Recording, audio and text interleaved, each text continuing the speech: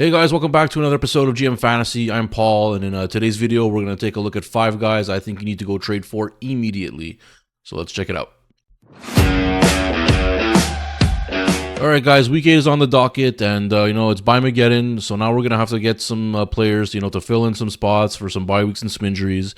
So I've got 5 players that I think you should trade for immediately to help you fill those spots, or even just to help you down the stretch for the rest of the fantasy season. Some of these guys are well known, and some of these guys are maybe a little lesser guys there, but definitely I think they can help you down the stretch. So first up is going to be Zach Charbonnet. Now, I don't think I have to say too much on this guy.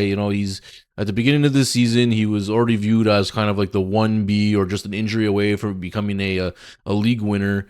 And I think more like as the season goes more and more, the more and more we're going to see that happen. Kenneth Walker has not done much this year. And, in one of my videos before I had him as a player that I wouldn't sign to a contract. And, it's turning out to be right. He's not doing too much. Like, he'll have a big run here and there, but he's not getting as many touches as he used to, and as soon as it comes to the red zone, Charbonnet is in.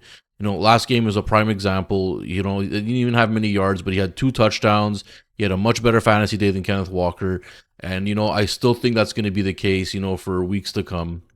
And then if Walker ever gets an injury, well, then Charbonnet could be very well considered a league winner, as he's going to be the bell cow in that offense. So I don't think he's going to be too expensive to get either. I'm not too sure what you would have to do to get him. If someone needs a receiver and you have a bunch, maybe you could do a 1-for-1 swap. If you're in a dynasty or in a contract league, maybe some picks, a second-round pick might be able to do it, or a combination of picks might be able to do it. But he's someone I definitely want to target and get on my team. He's definitely going to be a great bye week filler if one of your guys has a bye week coming up. So look to get him. I think he's going to do really well for you guys. Next up, we're going to have T. Higgins. Now, at the beginning of the year when Joe Burrow went down, Higgins was looking like you couldn't even start him. He was that bad. Browning was barely throwing him the ball. You would be lucky if you get 1 or 2 catches a game. But now that Joe Flacco's there, he has resurrected the Bengals offense. Jamar Chase is on fire, and T. Higgins is doing quite well himself. From weeks 1 to 5, without Flacco, he had 27 targets, 13 receptions, 158 yards, 2 touchdowns, and a total of 40 fantasy points through those 5 weeks. And most of that was when Joe Burrow was there for the game in a bit. And now that Joe Flacco has been there for weeks 6 and 7, he's got 18 targets, 11 receptions, 158 yards, a touchdown, and 32 fantasy points. So Joe Flacco is bringing T. Higgins back to life. Now, he's not going to be this league-winning type of receiver, but if he's going to be a solid player to have in your lineup in a flex spot, or if you have a bye coming up, he'd be a great bye week filler.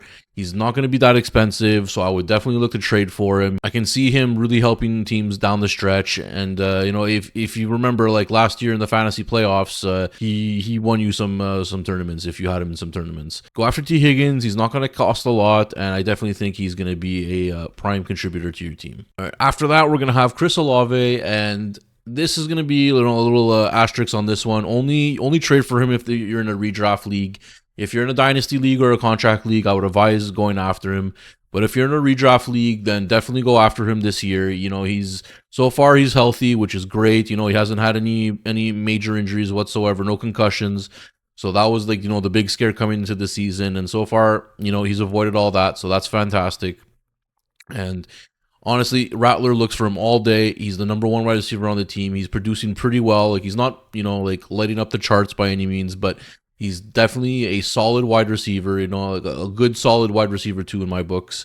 And, with the bye weeks coming up, someone who you can trade for who will be relatively cheap and help fill those bye weeks, he's someone I definitely would want to go after. And there's also the added upside that he might get traded, by the trade deadline. A contender might be looking to add a wide receiver, and if he gets traded to, I don't know, like Washington or Pittsburgh or anything, you can definitely see his stats take a huge leap forward if he gets onto a great offense. So with that being said, I think he's a great buy low candidate, and he can potentially have a big impact for you down the line, especially if he gets traded.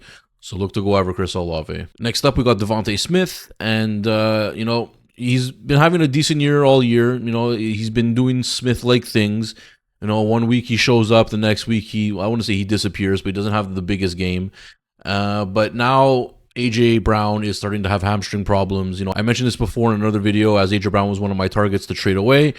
I mentioned that he was having hamstring problems in training camp, and that these things tend to linger. And lo and behold, here we are at week 8, and the hamstring's starting to act up again. I'm not saying he's missing any games right now, but he could potentially start missing games. And if that's the case, Devontae Smith has already proven before that when he's the number 1 wide receiver, he can produce.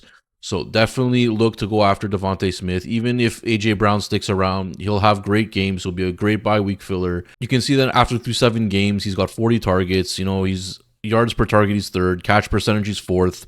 Passer rating when targeted, he's 4th. His total EPA is 8th, and receiving yards, he's 9th. He's just really underrated, and if you could get him for a decent price, I would definitely go after him. I think he's definitely worth, trading for. All right, and last up, we've got Rondé Gadsden, the tight end for the Chargers. Now, he was one of my sleeper targets early this year. I didn't really say anything about him because he was a big sleeper for me. But and at the beginning of the season, he didn't really do much. I think he started off the year with an injury, and he was buried on the depth chart. But now that he's, I think, taken over as the number 1 tight end for the team, he has blown up, especially the last few weeks. You can see here in the last 3 games, 19 receptions, 309 yards, and 2 touchdowns. The guy is an absolute monster. He's huge. He's got great hands, great route running. I definitely see Herbert looking for him more and more as the weeks go along. So before he really blows up, I would definitely go after him. He's someone I would actually pay up quite a bit for, as he's got long-term upside, especially in Dynasty or contract leagues. So if you guys can get your hands on Rondé Gadsden, I would highly recommend doing so. I really think he could be a league winner, especially if he remains the number 1 tight end for the Chargers. So those are going to be my 5 guys. Like I said, these guys are not like barn burners by any means. Like, they're middle of the pack players, but these are the players I want you to go after to help you fill in your bye weeks and that potentially have even more upside as the year goes along. If you guys can, go get them. I think you'll be really happy with the results by the time the year ends. And if you guys have any other players that maybe I didn't mention that you think would be great, targets to go after, put in the comment section. I'd be glad to hear what you think.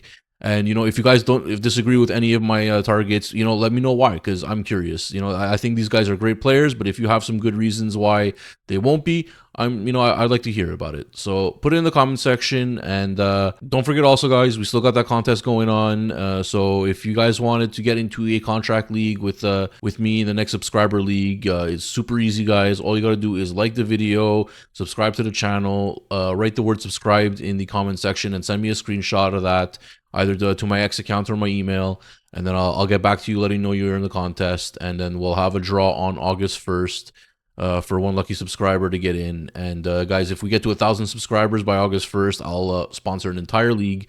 So it'll be nine winners plus myself in a 10-man league. So don't miss your chance. Get on it, guys, and I'll see you guys in the next one. Cheers.